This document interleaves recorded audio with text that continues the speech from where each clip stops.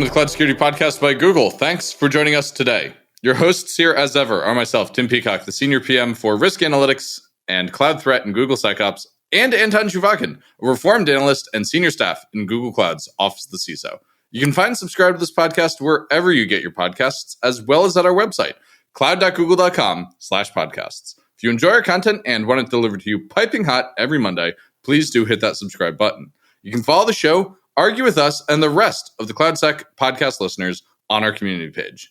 Anton, we are doing one more really fun episode today, talking with a CISO at a forum. And this is a fun one because we get to talk about what long-term means. I think that by the way, we may need to correct the opener because I was on another podcast a few weeks ago and somebody said that I only qualify as a reforming analyst and not as a reformed.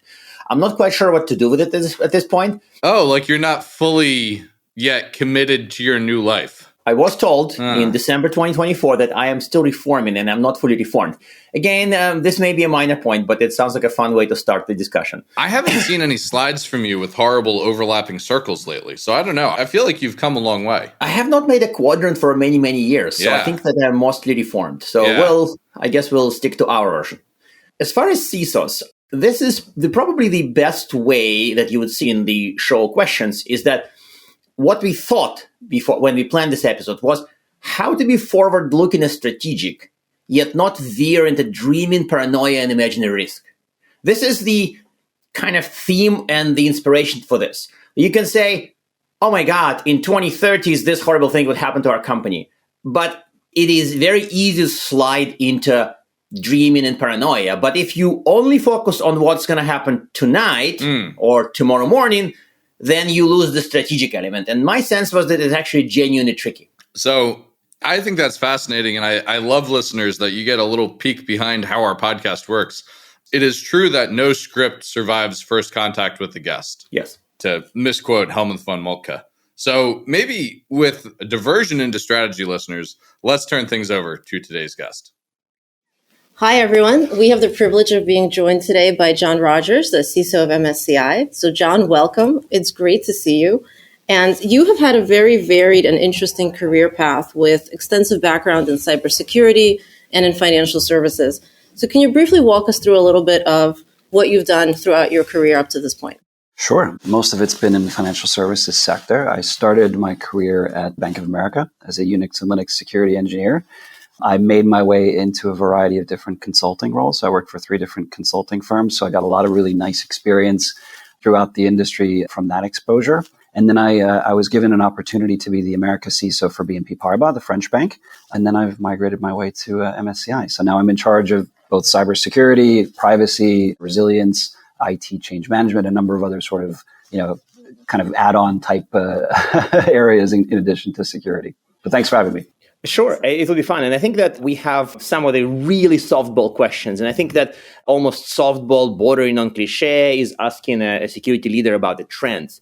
But ultimately, we want to get to this discussion of long-term, short-term thinking. So while I do want to ask you about the trend, whether it's for cloud security or in general, but if you're telling something about the trend, give us the time frame for that trend. Is it something that's you expect to happen in years, or is it something that's happening now? So what are your favorite trends in security? Yeah, I think you're probably leading me to say AI, but I'm going to try not to talk about AI because I know a lot of your other podcasts. You were the first to say AI. Haha. So we did make it to say AI. By not making you say AI. It's like bingo, right? And look, AI is a huge topic these days. And there are, implications for AI with advanced phishing threats that we're seeing today, deep fakes. There's a lot of AI-related things. I just think that you've covered it so much in your other podcasts, we can skip it for today. The 2 that I think I wanted to mention that I think deserve more attention in the short term than perhaps the long term are the movement away from sort of compliance security. And by that, I mean like the frameworks like NIST and ISO, which are important, but to me are sort of the baseline sorts of controls that you should implement, and moving strategically away from those sorts of control frameworks into more attack simulation type strategies. So using, for example, the MITRE ATT&CK framework. I know Google has their own sort of version of MITRE ATT&CK, but the vast majority of people in the security industry are using MITRE ATT&CK and MITRE DEFEND these days to do red purple team tests, and basically just test the resilience and security of their controls. I think that's the future, right? To me, it's less about testing whether there's a feed that can disable an employee's access when they're terminated from the company, and much more about, can you repel or at least detect a particular attack technique that's associated with your, the threats that you face as a company. And you see a little bit of this happening already in the industry. So in the EU, the new DORA legislation that's actually, I believe, going live in January is actually, it has a huge component of threat-led penetration testing, which is what I call red and purple team testing. And to me, that's sort of leading down that path where attack simulation becomes the strategies of a lot of companies going forward. And to me, when you do an attack simulation, you're testing, a multitude of your controls all together, not just one bespoke control at a time. There's a place for all of that, right? You need to do bespoke testing of each particular control. So I'm not advocating that we stop using NIST and ISO and these other frameworks. I just think we need to blend it a little bit better and have our strategy, be more inclined in that direction. So that's the first one. Mm-hmm. The second one is actually what I call true cyber resilience. And resilience does come up. And I think it's almost like that's the other bingo game. You said AI, but you also said resilience first. But okay. I think people do it wrong. That's the big problem, right? Well, they just equate it with cybersecurity, which is even more wrong. Or they just equate it to disaster recovery generally, right? Mm-hmm. So they assume that if you have your workloads in two different cloud regions, for example, that you're cyber secure against, a malware attack. And that's just not the case. We know that the threat actors are much more sophisticated than that. They're not, our resilience strategies with typical DR are focused on, hardware outages and power issues and things like this and geographic, weather issues. It's not cyber attacks. And I think, Phil Venables talks about this in some of his talks, but the notion of being able to reboot your company from scratch is a really important fundamental concept that a lot of companies are just not doing yet and need to be doing. And it's really hard, right? We've been doing it at MSCI. This is our fourth generation of our cyber disaster recovery capability. And we're still not where we want to be yet. The idea is you start small, right? You start with the most critical things in your business, the stuff that absolutely cannot go wrong and must stay up and running, even if you have a significant, material cyber attack like a ransomware that affects your operational readiness.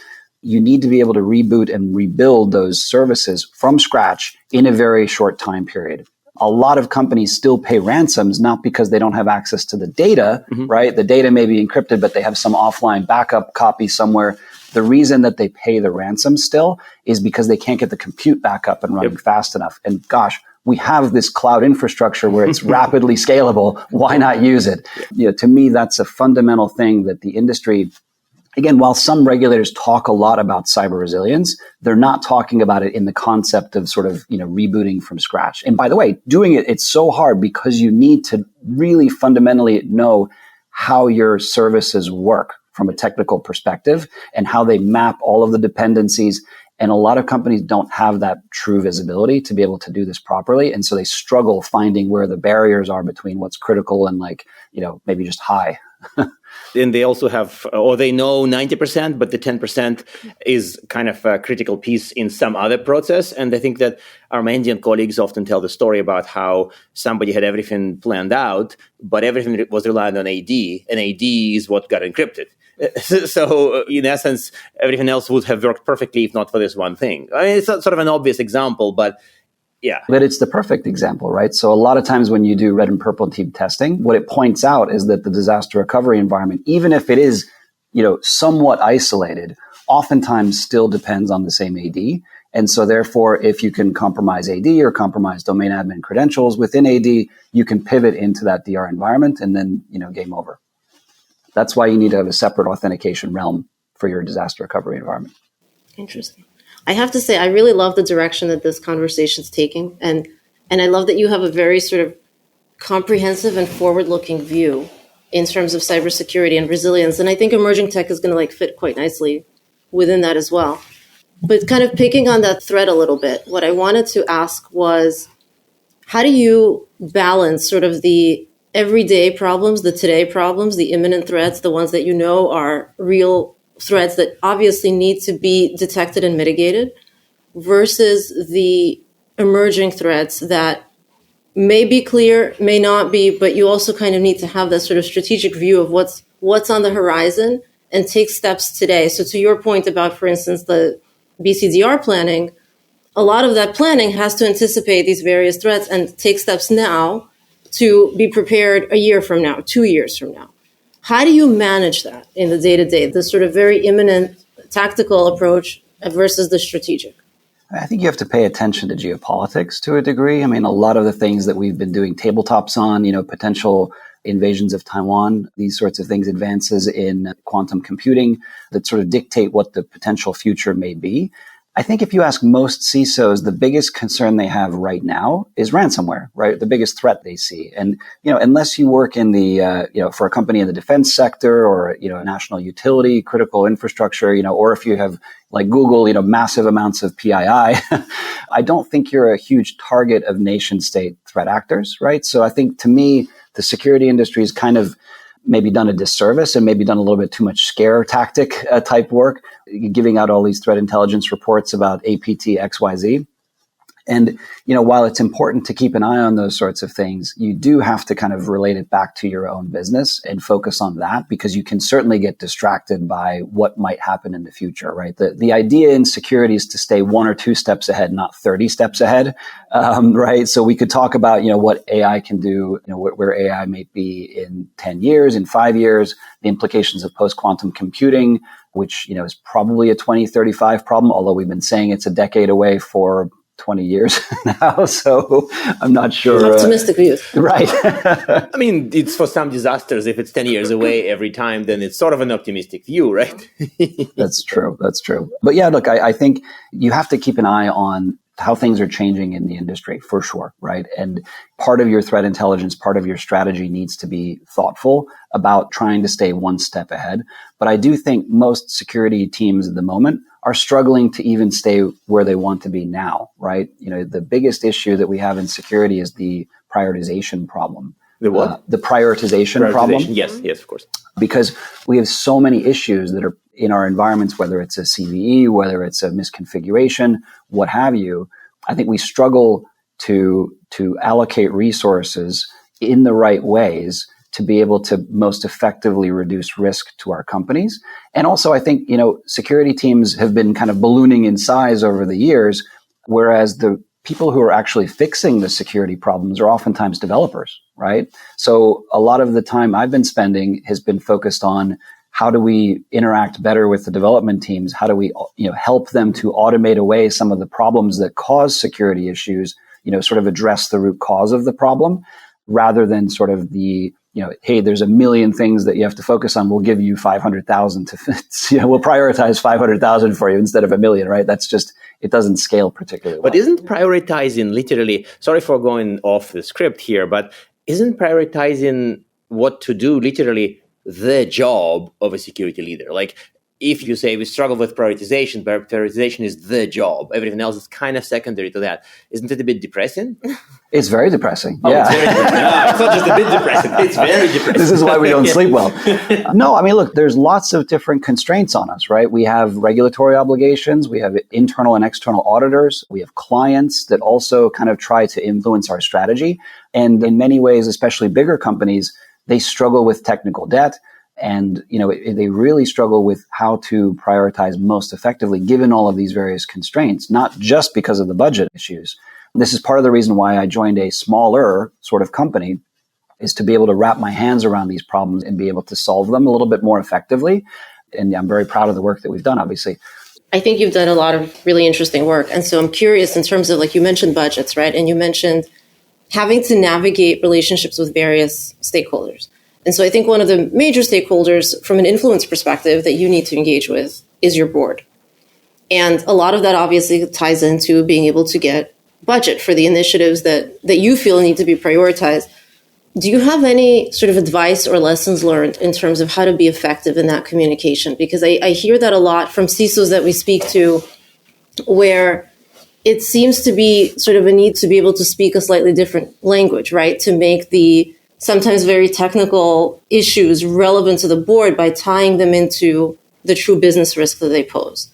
And so from the interactions that you've had throughout your career when it comes to boards, Any lessons learned in terms of how to navigate those discussions and be effective in getting what you need so that you can manage both the tactical and the strategic priorities? I think a lot of it comes down to storytelling, right? There's a cliche that you have to be, that you have to talk in the context of the business to be successful with senior business people.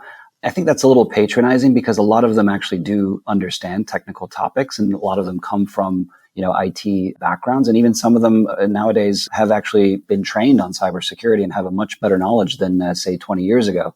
So, I try and find a balance to this sort of conversation. I think, one, you need to be on the same page about what the threats are, right? What are the things that can go wrong with the business? When you first start as a CISO, you have to interview the business people across the board as well as the board members to understand their view on what can go wrong from a cybersecurity perspective. And then you sort of, influence based on your own experience that type of conversation, but you then can talk about it in a business context, right? What would happen if XYZ part of our business was unavailable because of a ransomware attack? What would you do in that situation?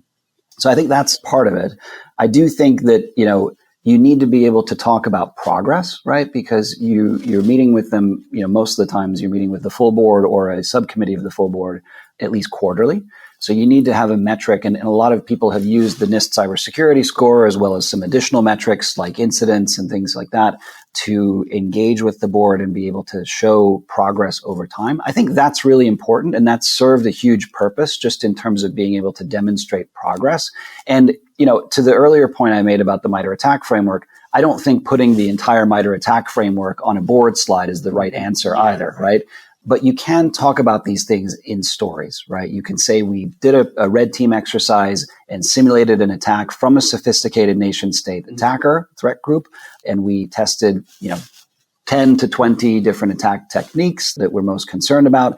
And here are the results, right? We did well, we did not do well. And you don't have to give all of the nitty-gritty details about, we were able to detect the lateral movement. The board members don't care about that detail, but they do want to see progress over time. And especially if you can benchmark against your peers, right? A lot of the questions I get asked at the board meetings is about, how well are we doing compared to our peers, right? We like to think that we're on the high end of the average in terms of our maturity, but is that in fact true? So you really do need to have an opportunity to benchmark yourself against peers. That's what consultants are helpful for. That's why, having peer discussions, inviting, other companies to come and speak to your board on occasion is also very helpful to give them that broader exposure, and why it's important for CISOs to spend time outside of their own companies as well. Yeah.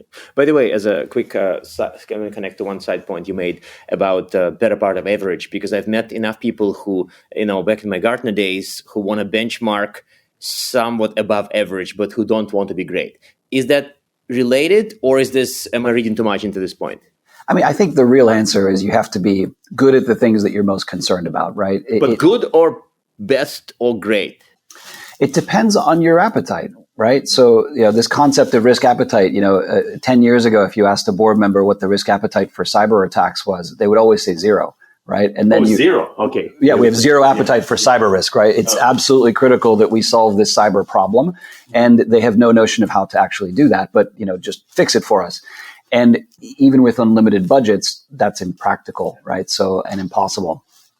The question I have kind of to further down that path is, we did talk about longer term risks and shorter term. And I think you wisely pointed out that many CISOs, for them, longer term is maybe the end of the week, if not the end of the day. So if there's a way to sort of balance this and still consider longer term without being sort of paranoid and futuristic. So is there any kind of a magic trick or a way to balance the long term with short term? Sometimes I describe it as kind of a 3 a.m. answer. If somebody wakes me up at 3 a.m. and says, Anton, how do you do X and Y?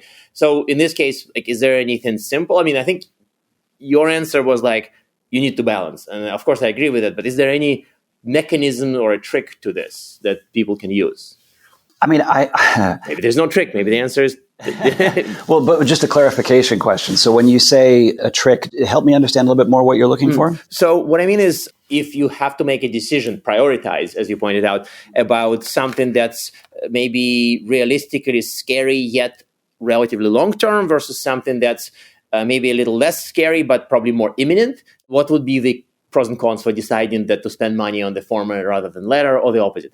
I think that for some people, short term is always wins. I get that. But if you want to be balanced, like what's the way to be balanced? Got it. So I think, you use threat intelligence to help prioritize, right? A lot of people use threat intelligence very tactically, right? There's an IOC, which I don't think actually is intelligence, to be fair, but a lot of people, misconstrue those. I think you use threat intelligence to help define your strategy for, the next year, the next 3 years, as well as the next 3 weeks. And we set a specific target at MSCI for MITRE ATT&CK techniques that we want to prioritize based on the threats that we're facing. And we work, in projects associated with the detection and defense improvements against those particular MITRE ATT&CK techniques. So that's kind of how we think strategically as well as tactically about the work that we're doing. Things that are not necessarily directly attack related, things like the geopolitical implications of a Taiwan invasion or a blockade, the post-quantum computing sort of conversations. To me, those things, we do tabletops to discuss, amongst a group of stakeholders, internally mostly, about where we feel we are against those particular risks and what the, is this a 2025 problem? Is this a 2030 problem? Is this a 2035 problem? And then you can prioritize based on your level of expectation of when that threat might be, or that risk might be realized, right? I think that's the way to think about this. You can use tabletops as a way, you could just have meetings to discuss these topics. I think we don't want to put our heads in the sand about potential risks. At the same time, you can get seriously distracted thinking about 30 steps ahead than when you have, something directly in front of you that, there's a particular vulnerability that these attackers are using, and this attacker is in your top 10 attackers concern list. You want to focus on that in the short term and the medium term. So to me, I hear mostly that the trick, so to say, is just to do a good job leading security. Like it sounds like it's kind of, if you're a good security leader, you sort of know how to do it, and if you're not, then you don't. There's no trick. There's a conclusion to be drawn here. I don't want to give away my secrets either, right? I mean, okay, good. No, but it's very fair that it's not like you just like unveil this one thing you need to know, and that's like you push the button and it's decided. But I think that logic does make sense. Then tabletops to me is a really kind of critical piece of that, it sounds like. It is. I mean, we do a lot of tabletops throughout the year, right? And we do some of them that I think the discussions are not particularly helpful, right? And we do some that are so helpful and so impactful that we decide to do a lot more, and we repeat a lot of them as well. So I think it is important to have that type of discussion and, know who the various stakeholders are, right? Post-quantum cryptography, have you even got an inventory of where all of the crypto libraries are that you're using across the firm, and how quickly could you produce that inventory, let alone swap out the crypto for, some post-quantum algorithm? That, I think, is something that, because it takes so long to actually fix, you need to plan well in advance. And, hopefully it takes 10 years for, these advances to happen in the quantum computing space, because it'll give us time to prepare. But a lot of companies are not anywhere with this problem. And then given that we have limited time, I don't want to push too much on the post-quantum, but it came up in some dinner conversations yesterday, and it's interesting that this problem that may have a unique feature that there's no way to run it on turbo when it's urgent. There's no way to, now it's a priority, let's get it done in 2 weeks. There's no amount of money and resources and human power that would make you go faster. So it's almost like it has to be done as a long-term problem. It cannot be run on turbo when it's needed. Well, I mean, we have 0-day vulnerabilities that pop up all the time, right? So that's turning on turbo every single day. That can be done. Maybe smaller scale, right? Yeah. You have to think about the risk associated with your business too, right? If you're not dealing with huge data sets, right? If you're not dealing with personally identifiable information, the risks associated with post-quantum computing and the harvest now, decrypt later sort of issue, I don't think most companies actually have to worry about this. I think it is something that if there is a major advance that happens tomorrow, let's say, everybody would start these projects immediately, but I don't think there's an imminent sort of risk to 99% of the companies out there, right? So we have to be thoughtful about planning, but again, we don't want to overcorrect either and think that the risk is so bad for us in this particular situation. The biggest issue in security that we have right now is not thinking about the future. It's that we're 10 years behind, right? Every company, when I was consulting, I would ask the CISO, how many CVEs do you have, associated with your infrastructure or your software? And most of the big companies, it was in the millions, hundreds of thousands, right? And of course, there's layers to that, right? Critical vulnerabilities are far fewer. And of course, there's various different, toxic characteristics of multiple vulnerabilities and multiple misconfigurations that make things worse, that sort of makes it a smaller subset of problems that you have to actually focus on. But every company has these sorts of challenges right now, and they are behind. That's the biggest issue in security. We're not solving a lot of the root causes of these issues in a way that scales effectively. It would be fine if the only CVEs I had to worry about or the only risks I had to worry about were post-quantum cryptography and zero-day vulnerabilities. But in fact, I've got old Java, I've got, old versions of, operating systems in some parts of our business, and we've made thoughtful decisions to accept risks in certain areas because we just don't have the resources to prioritize everything. And we want to make sure that the stuff that's client facing, that's internet exposed, that is more risky, that is cleaned. And, we can accept some risks in other areas as a way to do that prioritization. But I do think I'll say one more thing. A lot of security people and a lot of security vendors particularly have spent an awful lot of money building products that help us do this analysis, and we are suffering from analysis paralysis. Rather than trying to debate the business value of a particular server or the implications of a particular vulnerability, please, we must solve the root causes of these issues, meaning that software developers have to write more secure code. They have to be able to deploy the updates faster, and they need test automation coverage, automated test coverage to be able to do that. That's really the fundamental thing that's causing a lot of the security vulnerabilities in my view. And, Gen AI tools being able to create new unit tests and different types of QA automation for us, that will go a long way to drastically reducing the total number of vulnerabilities if we can get behind it. Same thing with infrastructure. When we talk about modern architectures like Kubernetes and cloud, we have such an opportunity to eliminate large numbers of vulnerabilities when we move into these environments and when we migrate. This is the promise of cloud. This is the promise of modern architecture. This is why I'm such a huge proponent of security and moving it to cloud. I love that. So I think, unfortunately, very unfortunately, by the way, we are coming up on time. So we have a final question for you. And this is we call this the magic wand question. So if you could wave your magic wand and get anything you want from a security perspective, what would it be? Please don't say fast Apache. Wow.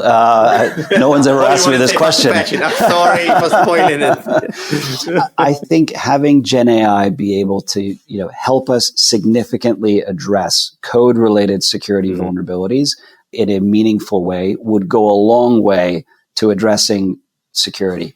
We've been really fortunate as an industry that certain controls that a lot of companies have implemented, EDR, MFA, have really succeeded at defending and preventing attacks, right? And I feel like we have turned a corner in the security community. That's not to say that there will not continue to be lots of breaches and ransomware and these sort of other threats will continue to happen.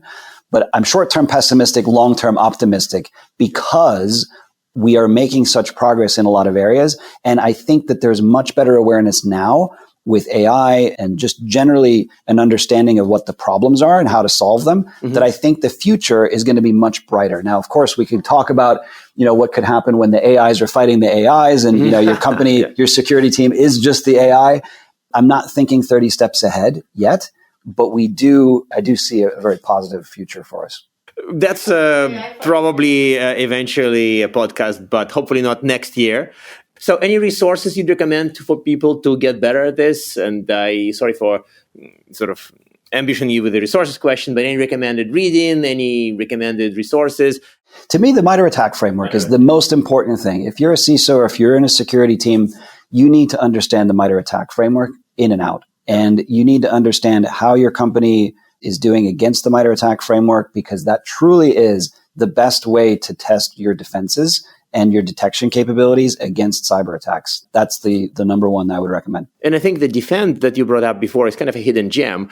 So far, I've met very few people who know about Defend, and when I spoke with the crew, it turns out that it's kind of seen as very emergent thing and that people love and almost nobody knows. So it's, by the way, Defend is spelled with a 3. So this is kind of a cool thing to discuss maybe next year. Yeah, I mean, it's a shame that it's not more well known, right? I mean, to me, when you're designing controls to improve your attack simulation defenses, you use Defend because they're all mapped to each other. But to me, you can use any framework, right? There's the CIS benchmarks, there's NIST, there's all sorts of control frameworks that you can use to properly defend. But you need to understand the threat landscape and the way that the attacks happen and be able to detect and prevent those from that angle as well. To me, that's the critical piece. Perfect. That's a good way to close the show. And thank you very much for being on the podcast. Thanks for having me.